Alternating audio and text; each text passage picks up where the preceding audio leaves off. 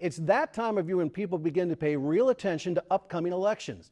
The Democrats have wrapped up their virtual convention, and the Republicans begin theirs next week. And here in Oklahoma, we are less than a week away from a runoff election to determine who will be on the all-important November 3rd ballot. There are many questions and plenty of controversy surrounding mail-in ballots and other voting issues this cycle. We begin this newscast with everything you need to know to make your vote count next Tuesday and then again on November 3rd. ONR's Rory Taylor has our report.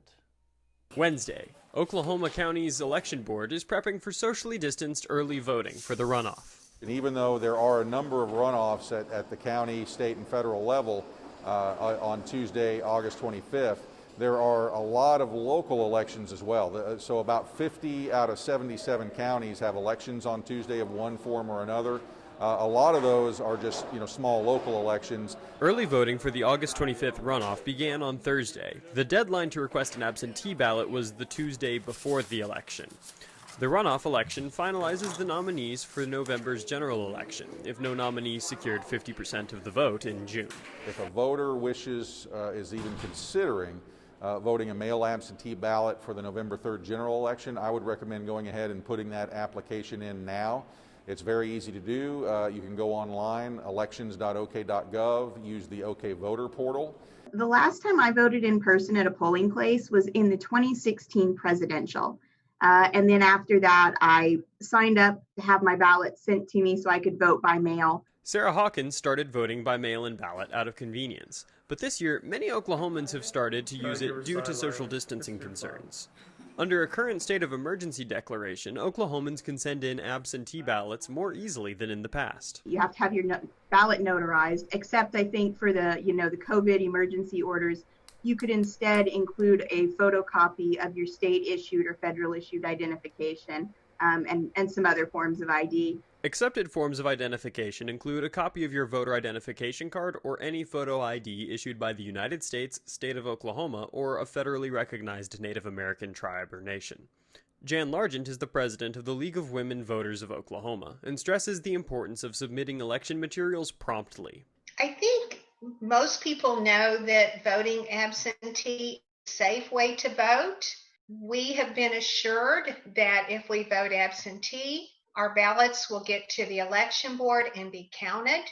But there are some questions this season about the post office's ability to move the mail along fast enough that the ballots arrive on election day. So there is that issue.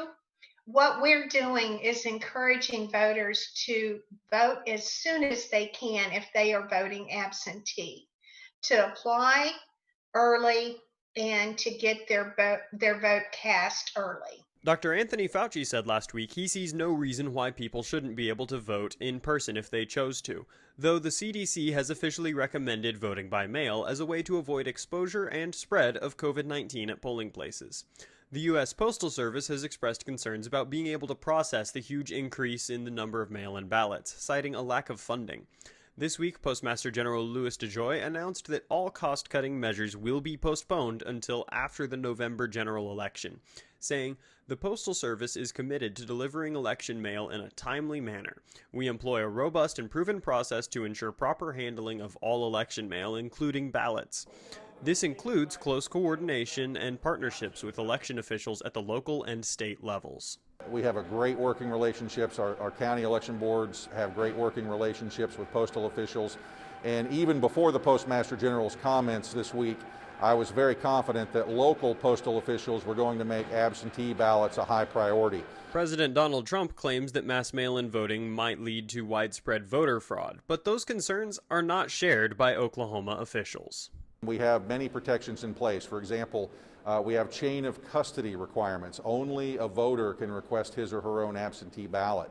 The only people that can come into that in possession of that absentee ballot are election officials, the Postal Service, and the voter. You're not allowed to hand that ballot off to someone else. So to assure that your ballot makes it to the election board on election day, it's just a smart thing to put 2 forever stamps on the envelope to make sure it arrives.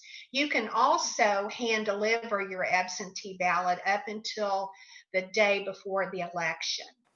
It's worth noting that the new rules allowing the use of ID instead of notarization for mail-in ballots will only remain in effect for the November general election if Oklahoma maintains its current state of emergency related to COVID-19.